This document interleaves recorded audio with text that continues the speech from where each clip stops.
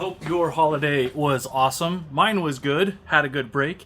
Still kind of recovering from, turkey overload. Smoked a turkey, spatchcocked it. It was spectacular. Drove to Montana and back in my wife's Bronco Sport.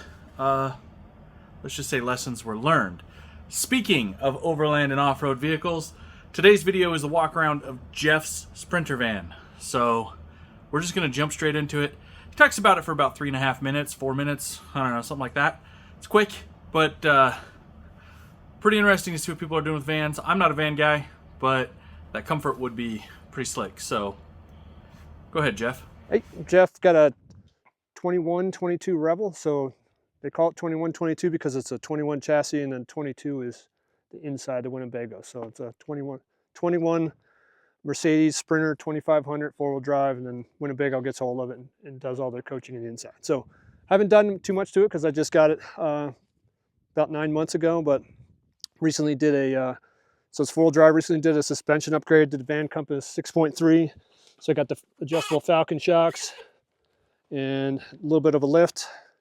Already comes with some nice Method rims and BFGs. I haven't upgraded the tires yet, but I did throw some KC lights on the front, which help a little bit at night. Mercedes comes with pretty decent lights already for street riding, but in the dark, the KC lights help. Other than that, normal Revel Sprinter van. Got a wee boost on the top, got some max tracks.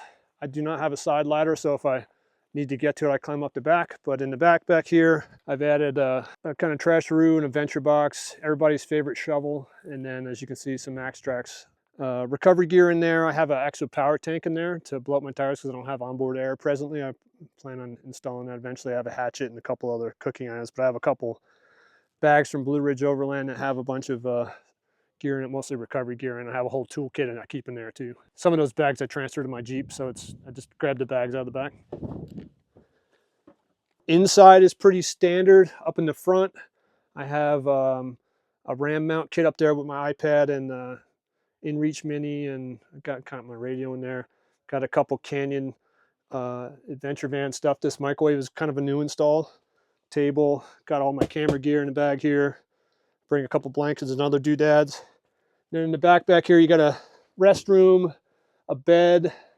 The bed is nice and comfy. The bed actually raises up out of the way. I usually just keep it down. Cabinetry, pantry, refrigerator.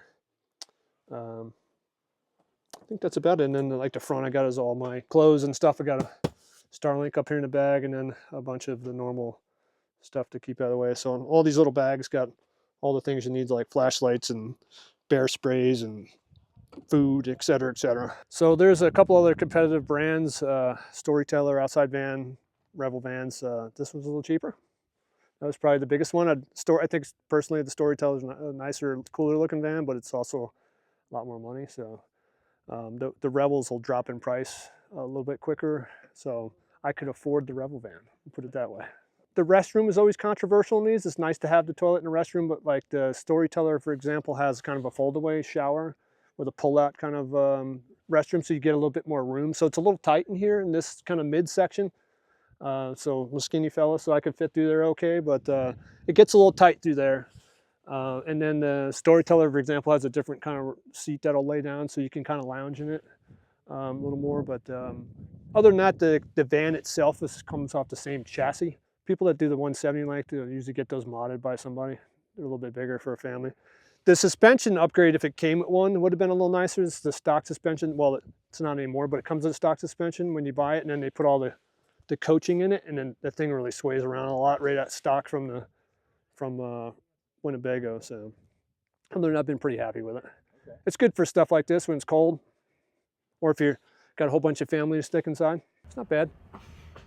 I don't know. What do you think? Would you buy a Sprinter van? I don't know if I could afford one. I don't know if I could justify that price. I think I don't know. I didn't ask him. You don't ask, right? But I Googled it. I was just like, what in the heck are people spending on Revel vans? I don't know what he spent. May have gotten a better deal. May have bought it on Black Friday. I don't know. But I went to Winnebago's website. They're like $200 to $250K. So this house I live in was $300.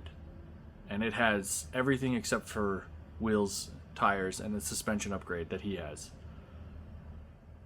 So, I don't know. What do you think?